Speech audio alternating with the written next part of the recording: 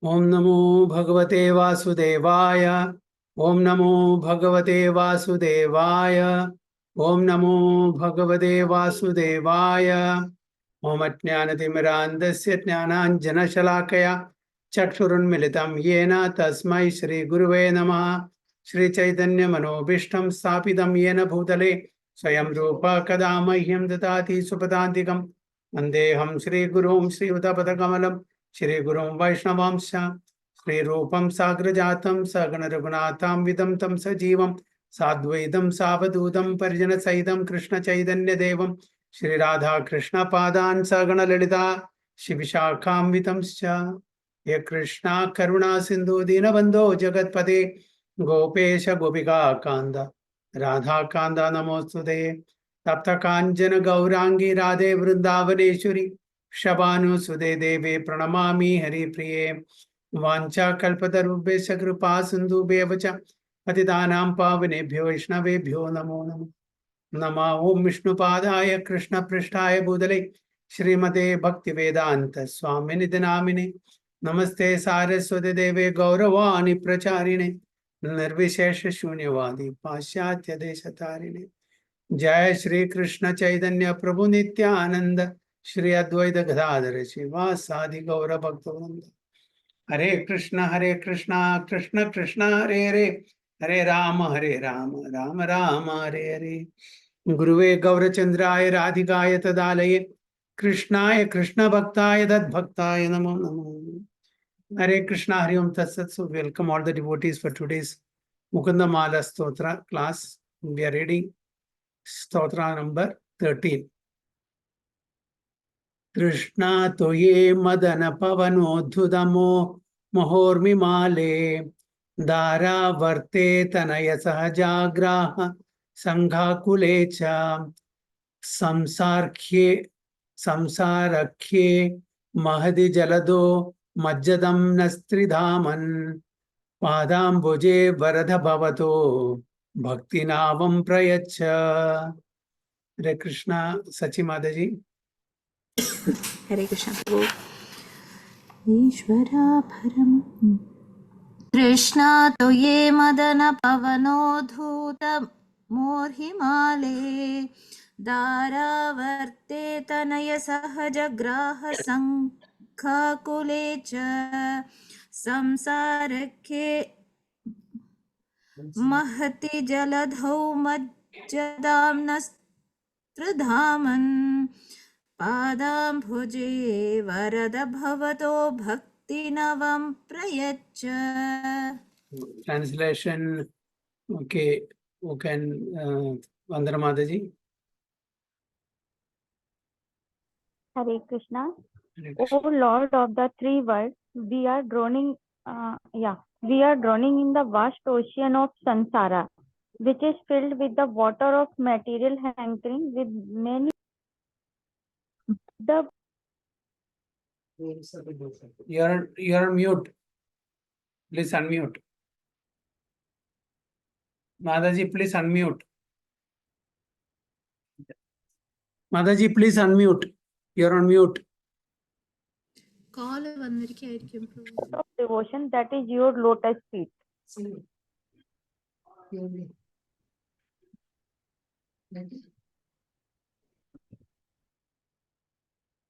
Okay.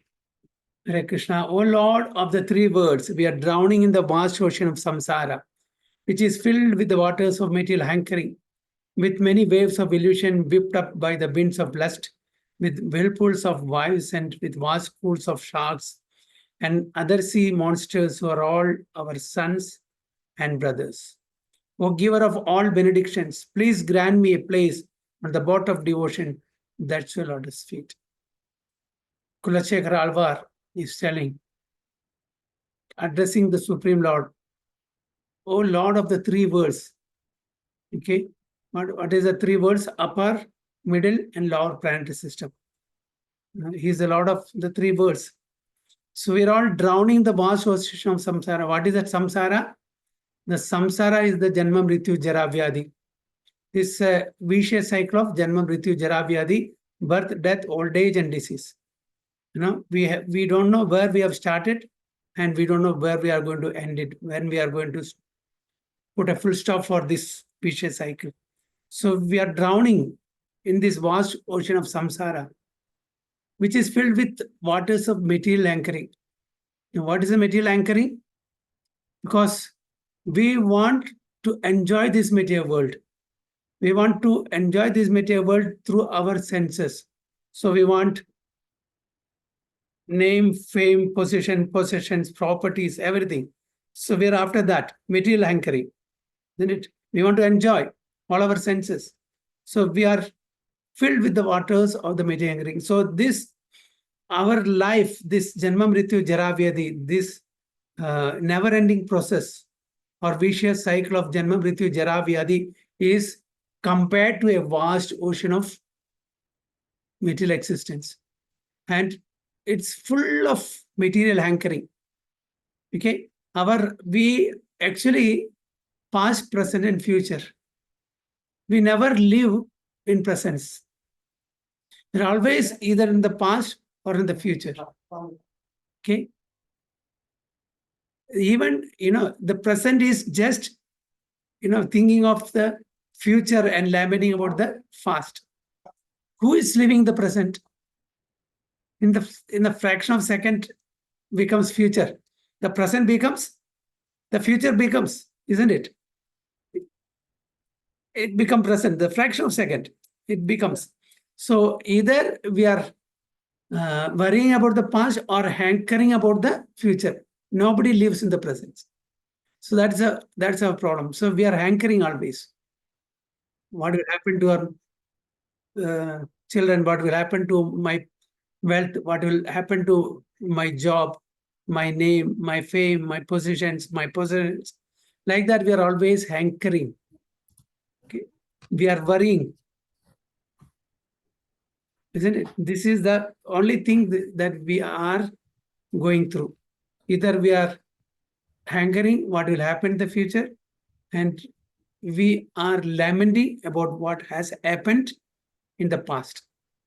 So our time is wasted either lamenting about the past or worrying or hankering about the future. So that's what it's said, that filled with the waters of material anchoring, with many waves of illusion, whipped up by the winds of lust. So lust means desires for material enjoyment, with whirlpools of wives and with vast pools of sharks and other sea monsters who are our sons and brothers. So what is this? Whirlpools compared to, the wife.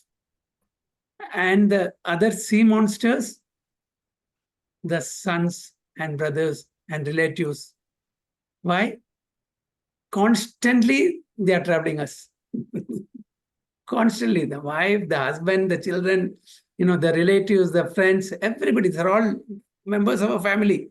Our close family and the extended family members are always constantly bothering us, troubling us. Okay, so they're all compared to the whirlpool and the sharks and monsters of the sea. So in our material existence, we are undergoing this time and again. There is no stop for that. Okay. O giver of all benedictions. So Kulashekar Alvar is requesting Supreme Lord, O giver of all benedictions. The Supreme Lord only can give us this boon, these benedictions, so that we can come out of this whirlpool. Please grant me a place on the boat of devotion. That is your lotus feet. So please give me shelter at your lotus feet. So this is his request. I had enough. I don't want to suffer again in this material ocean.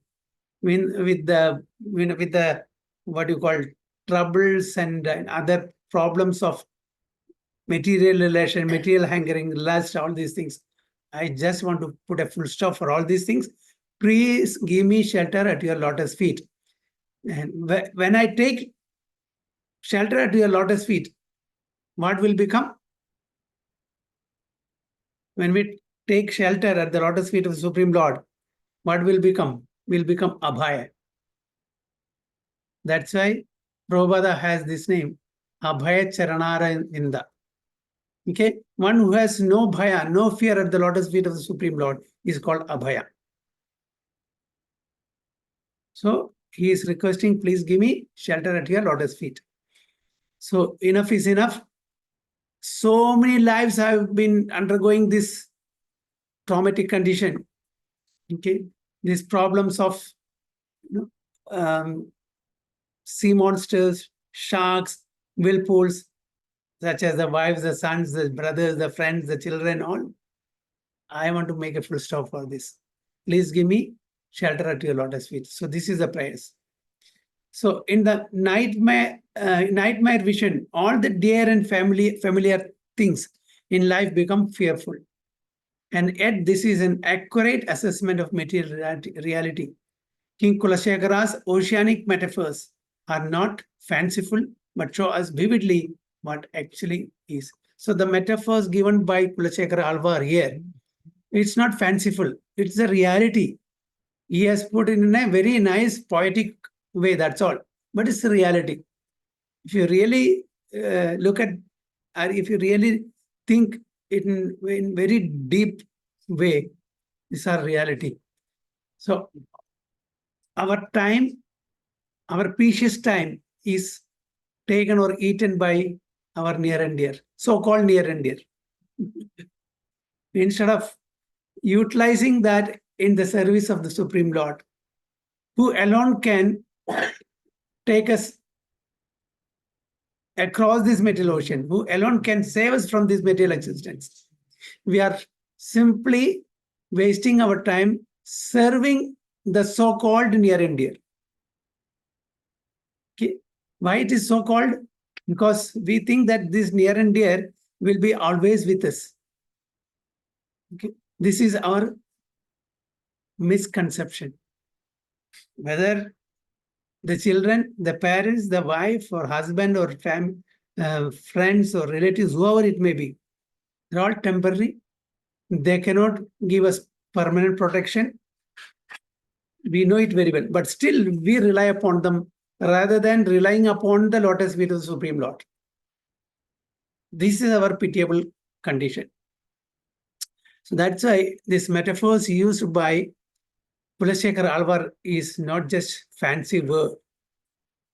No, this is a clear picture of what the actual situation is, what we are going through. Sometimes we may be able to tolerate the attack of the sharks or the monsters, sea monsters, but we may not be able to tolerate the attack of our own near and dear. Not the physical attack I am talking about. The attack just by words, simply by words, we won't be able to tolerate. If somebody beats us, okay, no problem. Okay, if for some time we'll have some pain. The attack by words, it is very deep. It makes deep wound. It'll take so much time to go, isn't it? Somebody attack us by words, mentally, verbally, it will last for so long. Physical attack, we may forget. After the pain is over, we may forget. But, attack by words, will not be able to tolerate. So that's what here Kulashekar Alvar is telling. So there is common saying that a drowning person suddenly sees his whole life pass before him. Person who is getting drowned in river or sea, wherever it is, immediately a flashback will be there for him. The whole life as a flashback. But we never hear what happens to the person after death. No one knows where he goes, what will be his position, what is his destination. The atheist assumes that when we die, it is all over and we rest in peace. But according to the Vedic knowledge, there is life after death. So those who doesn't believe in the Supreme Lord, they think that after death, they're everywhere and they take rest. No repeated birth. No birth after death. So that is their understanding. But according to Vedic knowledge, there is life after death. Will take birth again, either spiritual or material. If we are completely purified, then we'll take a birth that is in the spiritual abode. That is spiritual birth. We'll get our Swarupa. And if we are not completely purified, then we'll take again material birth, again in the womb of another mother. So one who has taken birth is sure to die. One who has taken birth, he is sure to die. And after death, one is sure to take birth again. BG 2.27. What is that sloka? 2.27. Who remembers? Okay, I will click here, then we'll know it. Jadasihi dhruvo mrityur dhruvam janma mritasya cha tasmat apariharyarthe natvam sochidam arhasi. Jatasihi dhruvo mrityur. One who has taken birth is sure to die. Dhruvam janma mritasya cha. One who has died is sure to take birth again. Tasmat apariharyarthe natvam sochidam arhasi. So therefore, in this unavoidable discharge of your duty, you should not lament. This is what Krishna tells Arjuna. One has to take birth according to one's activities of life. And after finishing one term of activities, one has to die to take birth again for the next. In this way, one is going through the cycle of birth and death after another without liberation. Who will be eligible for liberation? Those who are completely purified. Those who doesn't have any balance, debit or credit, Sugurdi or Dushkurdi. It's zero. It should be zero. Only he will be liberated. So the cycle of birth and death does not, however, support unnecessary murder, slaughter, and war. But at the same time, violence and war are inevitable factors in human society for keeping law and order. So violence is required whenever it is necessary to keep the law and order. So the battle of Kurukshetra, being the will of the Supreme, was an inevitable event. It was the desire of the Supreme Lord that this should take place to re-establish the Dharma and to fight for the right cause of the duty of a Kshatriya. Why should he be afraid of or aggrieved at the death of his relatives, since he was discharging his proper duty? He did not deserve to break the law, thereby becoming subjected to reactions of sinful acts, of which he was so afraid. By avoiding the discharge of his proper duty, he would not be able to stop the death of his relatives, and he would be degraded due to his selection of the wrong path of action. So Arjuna, even if he stopped acting, even if he stopped doing his Kshatriya duties, they will not die. They will die. Just because he restraining himself or he is running away from his duty. No, destiny, whoever has to die, they will die. So that's why he should not run away from his duty. Okay. And if he runs away, what will happen? He will be degraded for selecting the wrong path of action. That's what Lord Krishna says. So that is what. So if we have taken birth, death is for sure. If we have died, again birth is sure. So if the conditioned soul sees his life pass before him at death, it is usually with regret. His strong attachment to lifelong companions and family members becomes a big weight that drags him down into repeated birth and death. Okay. Why we have to take birth again? Because of attachment, material attachment. Okay, material attachment, we have to come back again. We have to take birth. Okay. See the example of Dhruva. Okay. Dhruva wanted a position, okay, even greater than that of Lord Brahma, his great-great-grandfather. Okay. He was denied to sit on the lap of his father by his stepmother, Surichi. Okay. But then his mother, Suniti, said, I cannot do anything. You go and pray to the Lord Narayana. Where is Lord Narayana? He said, he's in the forest. So he went. He was so determined that he wanted a bigger kingdom than his father and great-great-grandfather also, Brahma. So with that intention, he prayed to the Supreme Lord, and Narada Muni tried to dissuade him. You are very small, you cannot do tapasya. But then he said, see, I have come here for some purpose. If you can help me, help me. Don't dissuade me, I'm not going to go back. So seeing his determination, Narada was also convinced that he is going to achieve what he wants to achieve. So he gave a mantra, he initiated him, and he started reciting the mantra. Within 6 months, he had the vision of the Supreme Lord. After having the vision of the Supreme Lord, he understood for what purpose he has come. It was useless. Seeing this vision of the Supreme Lord, having his audience, he forgot everything. He didn't want any material benefit.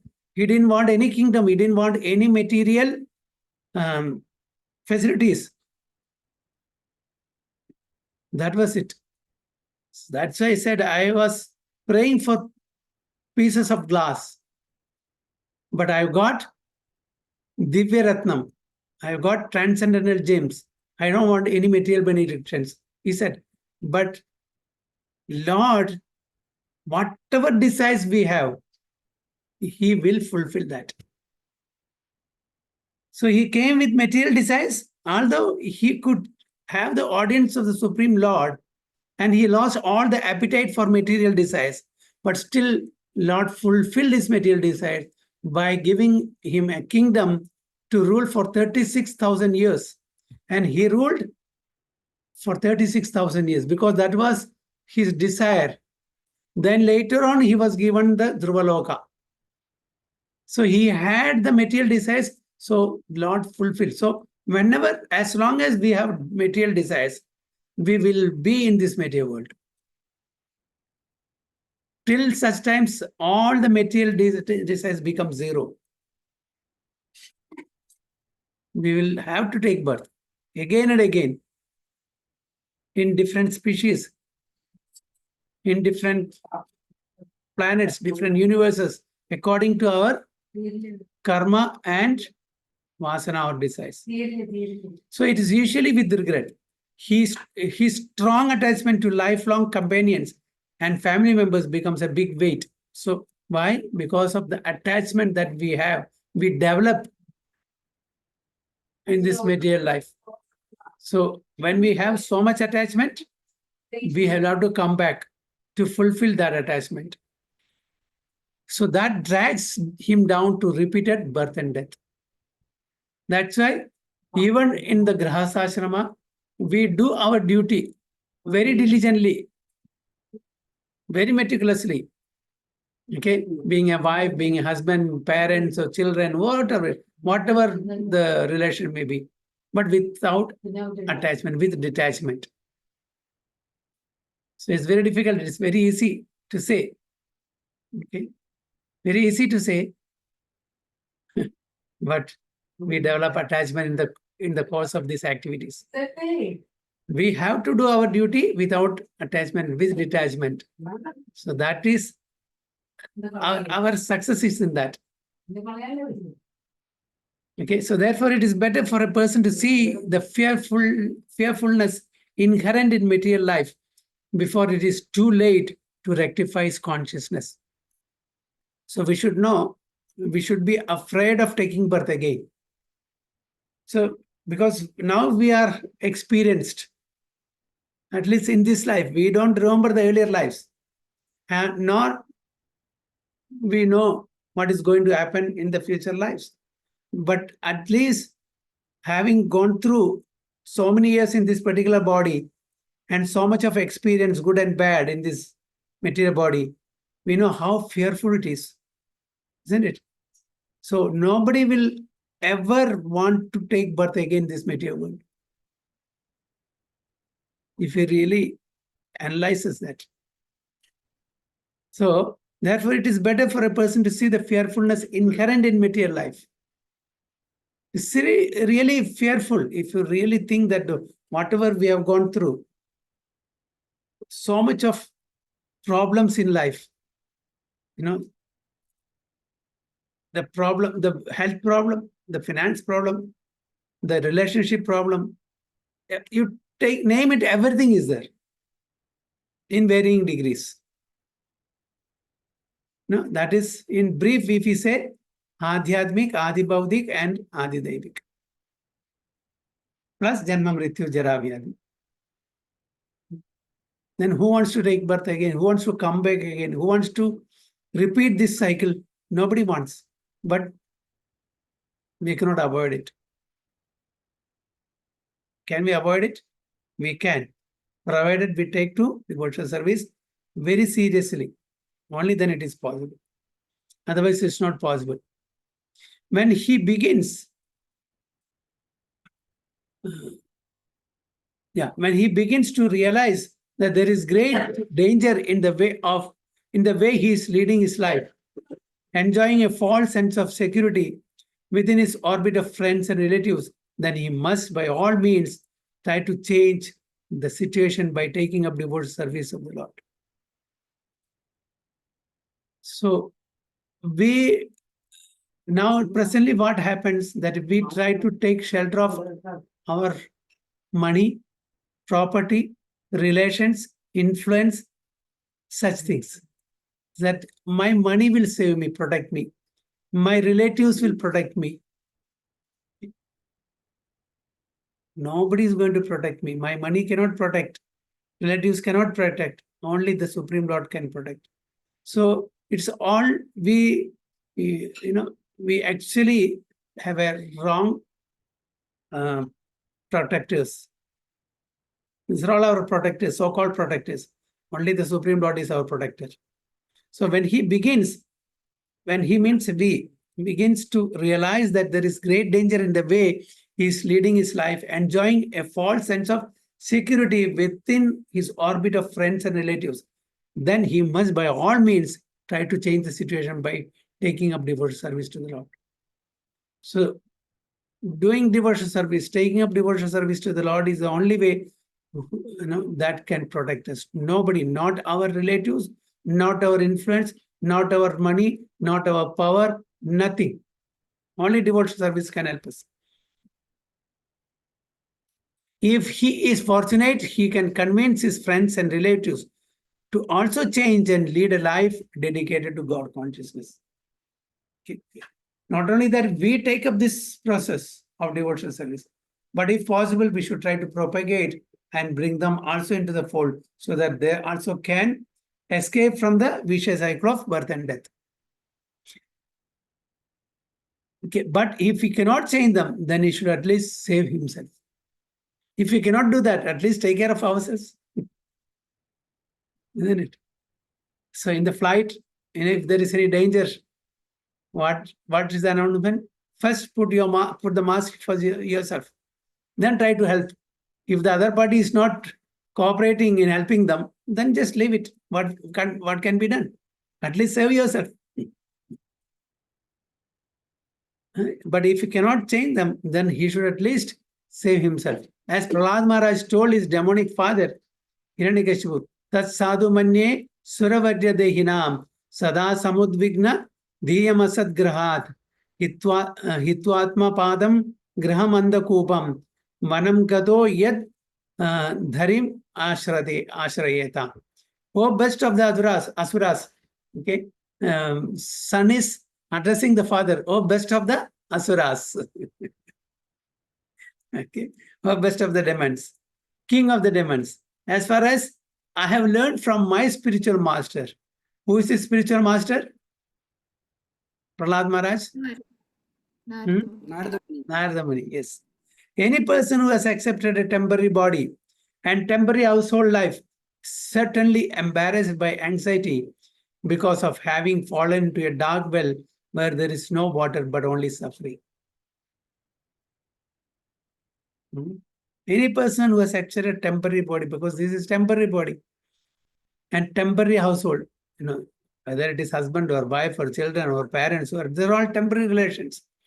How many years it will last?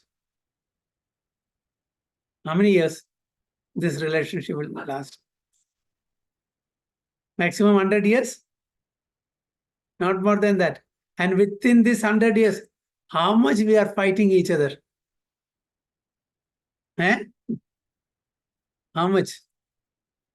If we keep an account of fight that happens in the household, between husband and wife, between parents and children, between friends and relatives, between neighbors, between colleagues, then we'll have a big book. There'll be no end to it. But then what happens after this 100 years? So this 100 years in our calculation, it is a big period. But in Lord Brahma's calculation, it's a fraction of a second. But we don't understand that.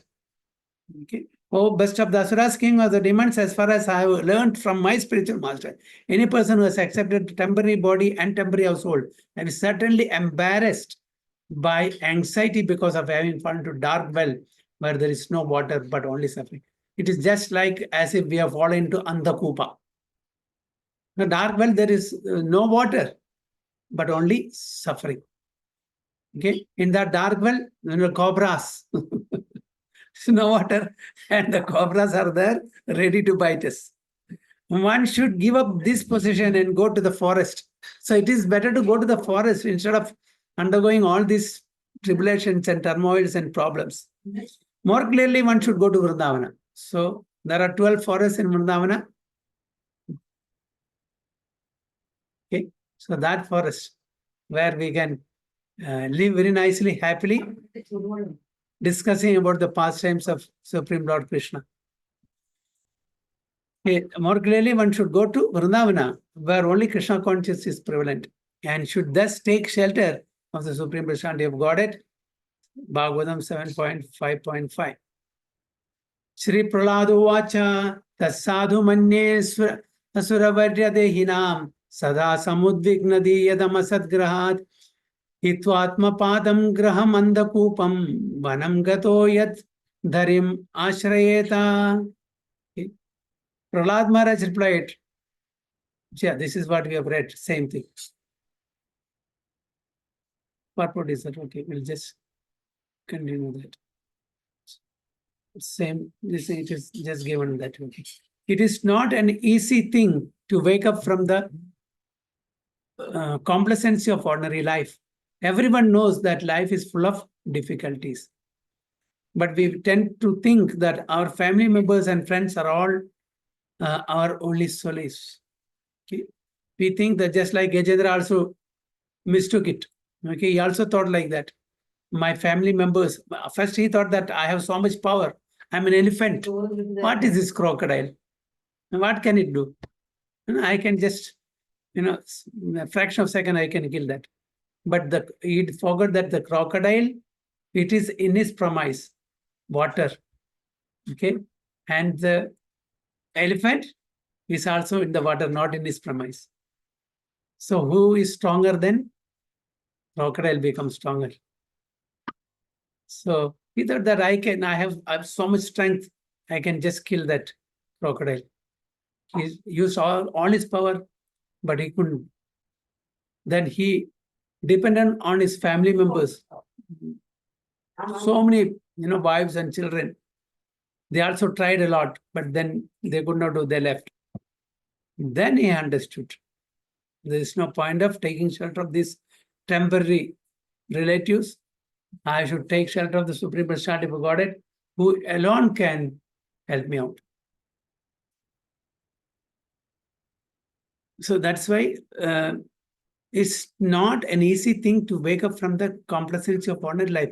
Everyone knows that life is full of difficulties, but we tend to take that our family members and friends are our only solace. But as Kulashekara and other Vedic sages point out, in materialistic life, our family members are like vicious bees attacking us. So on the contrary, instead of saving us, they're always attacking us. So, it's very hard. It's very, very harsh. But what to do, this is a fact.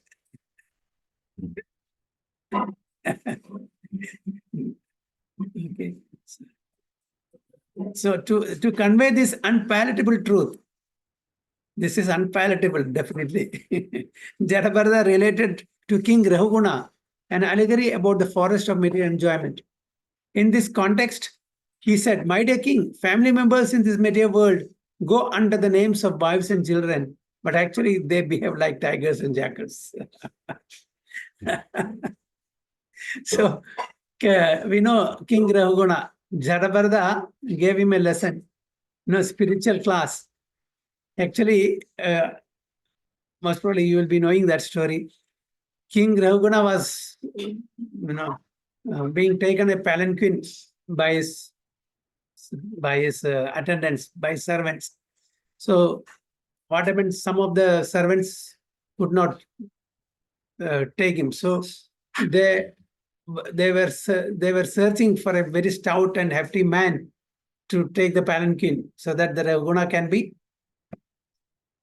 taken to the destination. So they got hold of who? Jadabarda. Jadabarda immediately agreed. He came, so he was carrying one of the palanquins, what do you call it? That stick or whatever it is. So he was, as he was seeing some ants here and there, just in order not to kill them, he was jumping here and there. So it was not very comfortable for the king, Rahuguna. Then he was shouting, "Who is this foolish person jumping up and down here and there? It's making so much of inconvenience for my travel."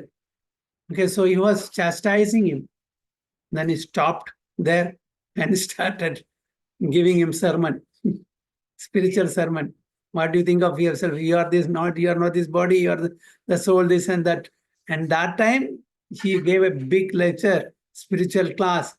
Then at that time he is telling, "My dear king, family members in this material world go under the names of wives and children, but actually they behave like tigers and jackals."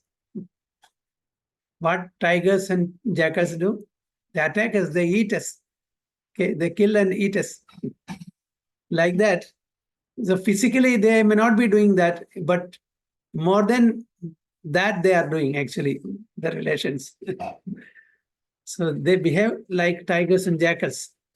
Several times in the Mukundmala Sloka, the poet compares the material to the sea and the Lord or his lotus feet. Okay. So in many of the slokas, Kulashekara Alvar is comparing the material to the sea, samsara, sagara. Okay. I mean, this material ocean. And the Supreme Lord or his lotus feet as to a boat that can rescue us. So if we are drowning in a river or this thing, if there is a boat, it's easy for us to get across. So the lotus feet is compared to the boat, and the material ocean is compared to the samsara sagra is compared to the sea. The metaphor is excellent, for no matter how expert a swimmer the person may be, he cannot survive on his own in the rough and vast expanse of the ocean. How much ever a person may be expert in swimming, expert swimmer, he will not be able to cross over the ocean. He needs assistance. He needs a boat.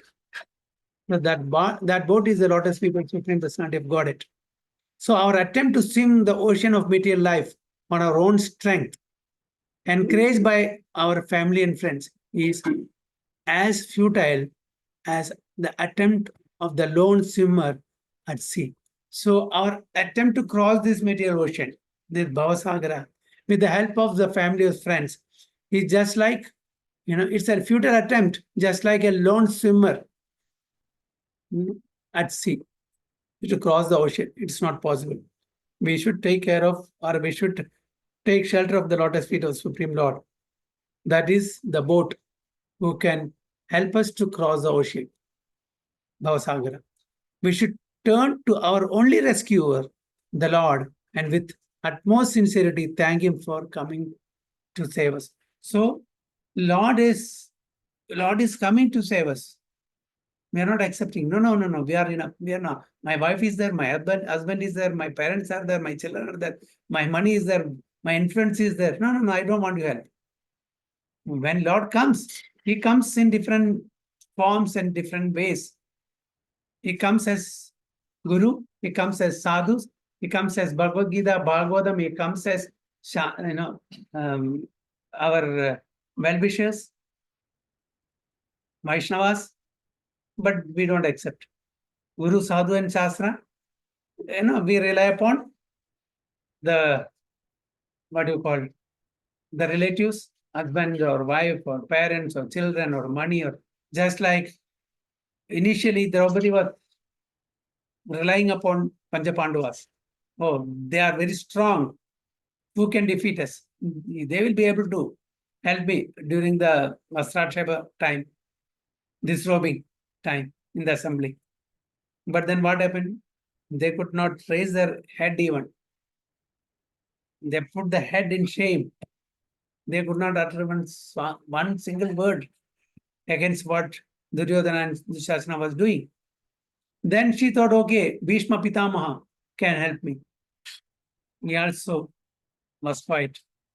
Dronacharya, Krupacharya, Dhritarashtra. But then she came, no, all this, that's all, just like a futile attempt. Then she called out for the Supreme Lord. He came in the form of sari and helped her, isn't it?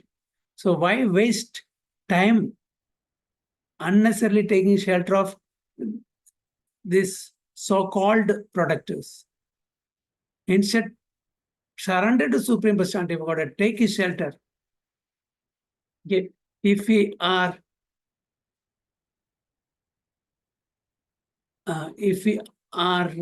qualified, or if we are deserving that, definitely he will help us. If he seems that it is required to be helped at that particular moment. Otherwise, whatever we do will not come. The help will not come because we are not deserving that help at that particular moment. He has a better plan. He knows what is best for us. So accordingly, he will decide whether to award help at that particular moment or not. We can definitely cry out for him, and if we are deserving that help, definitely he will come with that help. Otherwise, just think that we don't deserve it, and that help at that point of time is not good for us. We have to undergo that situation. We have to face that situation. We have to tolerate that situation. So this is what Kulashekara Alvar is telling. Okay. Don't try to change the situation. Paristhiti na badalo, manasthiti badalo. Okay. So most of the time we are trying to change the situation. Don't try to change the situation because it will not help us. We are trying to make adjustments. No. Try, but then if it is not working out, accept it, face it, and pray to the Supreme Lord to give us strength so that we can face it and overcome it. Hare Krishna. പ്രഭുജി മനഃശാസ്ത്രം എന്തെങ്കിലും പഠിച്ചിട്ടുണ്ടോ?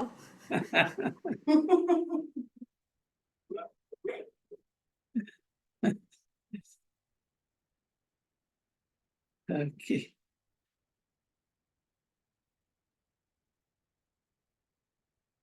So, Vanchakalpatarubhyasya kripa sindhubhya cha patitanam pavanebhyo Vaishnavebhyo namo. Ananta Kodi Vaishnava ki jai, Srila Prabhupada ki jai, Guru Maharaj ki jai. Thai Go Premanande. Hari Hari.